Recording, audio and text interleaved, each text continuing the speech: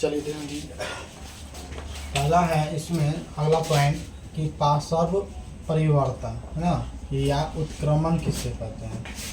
पार्श्व परिवर्तन या उत्क्रमण किससे कहते हैं, इसके बारे में हम लोग जानेंगे। ठीक है, इसमें जो है कि पार्श्व परिवर्तन या उत्क्रमण के बारे में हम लोग जानेंगे कि जब हम अपना प्रतिबिंब समतल दर्पण में है ना, समतल दर्पण में देखते हैं तो हमारा छाया जो होता है, हमारा जो है दायां हाथ प्रतिबिंब में बायां हाथ दिखाई देता है ना। यानी कि जब हम अपना प्रतिबिंब समतल दर्पण में देखते हैं तो हमारा दायां हाथ क्या होता है, प्रतिबिंब में क्या होता है, बायां हाथ में दिखाई देता है, यानी कि उल्टा है ना। तथा हमारा बायां हाथ प्रतिबिंब में दायां हाथ दिखाई देता है ना। इस प्रकार वस्तु के प्रतिबिंब में पार्श्व बदल जाते हैं। इस घटना को हम पार्श्व परिवर्तन या उत्क्रमण कहते हैं, है ना। कहने का मतलब है जब दायां दिखाते हैं तो बायां में दिखता है, बायां दिखाते हैं तो दायां दिखता है, तो इसी घटना को क्या कहते हैं, पार्श्व परिवर्तन या उत्क्रमण। ठीक है, इसके बाद जो है गोलीय दर्पण। गोलीय दर्पण किससे कहते हैं, है ना। तो ऐसे पदार्थ जिनका परावर्तक पृष्ठ गोलीय हो, है ना, उसे गोलीय दर्पण कहते हैं। ऐसा दर्पण जिनका परावर्तक पृष्ठ क्या हो, गोलीय हो, उनको क्या कहते हैं, गोलीय दर्पण कहते हैं।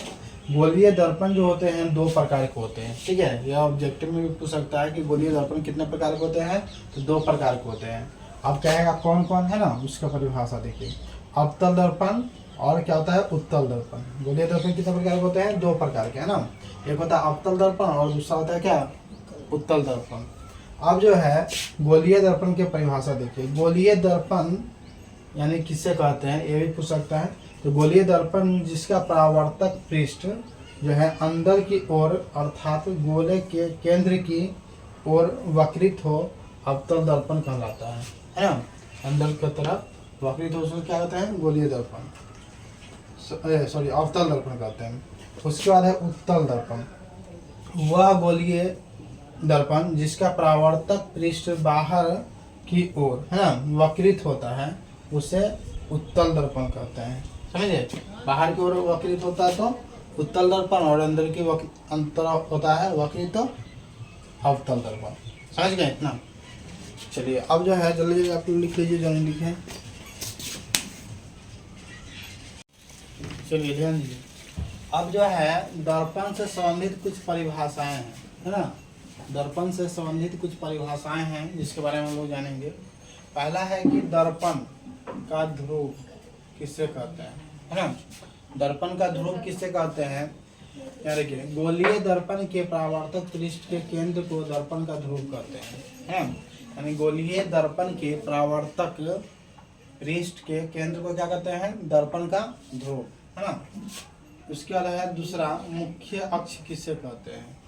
तो गोलीय दर्पण के ध्रुव यानी कि P व वक्रता केंद्र C को, है ना, मिलाने वाली रेखा यानी दर्पण के मुख्य अक्ष कहलाती है। इसके बाद है तीसरा, वक्रता त्रिज्या। यानी गोलीय दर्पण का परावर्तक पृष्ठ एक गोले का भाग होता है। इस गोले का केंद्र गोलीय दर्पण का वक्रता केंद्र कहलाता है। इसे C जो है से दर्पण को दर्शाते हैं, केंद्र को C से दर्शाते हैं। ठीक है, इसके बाद है मुख्य फोकस। मुख्य अक्ष के समांतर चलने वाली प्रकाश की किरणें दर्पण से परावर्तन के पश्चात मुख्य अक्ष के जिस बिंदु पर मिलती है या मिलती हुई प्रतीत होती है ना, उसे बिंदु को दर्पण का मुख्य फोकस कहते हैं। इसे हम लोग F से जो है प्रदर्शित करते हैं। ठीक है, ये कुछ मुख्य पॉइंट है जिसके जो है परिभाषा है। चलिए जल्दी जल्दी आप लोग लिख लीजिए।